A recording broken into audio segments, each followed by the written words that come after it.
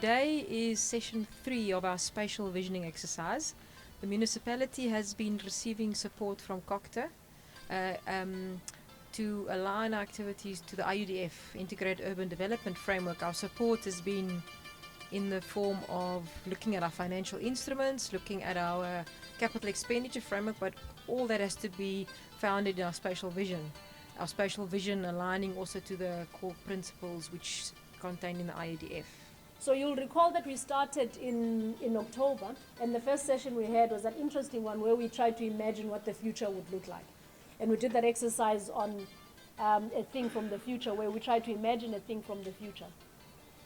And as part of that exercise, we went through a set of opportunities and threats. And for me, it was quite interesting in identifying opportunities, the extent to which climate change and the environmental issues were kind of raised quite strongly in the session that we had, both in terms of a threat, but also in terms of opportunities. The one adjective that you can associate those or describe those is that it's relevant.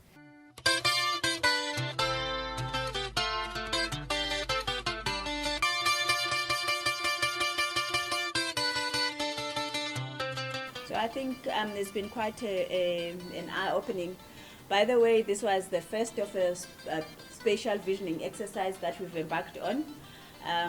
We think that it has gone well. I mean, we learned as we went, as we're going along, ourselves as well. We've learned a lot, certainly from yourselves as well.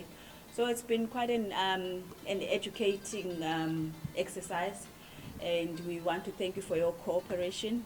And we believe that we can take the city forward with all of you in here. Thank you very much.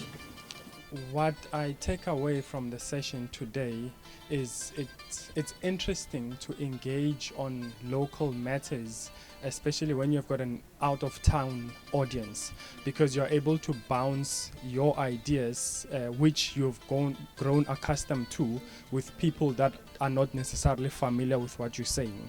So when you bounce those ideas off and you get a consensus, I think that's satisfying.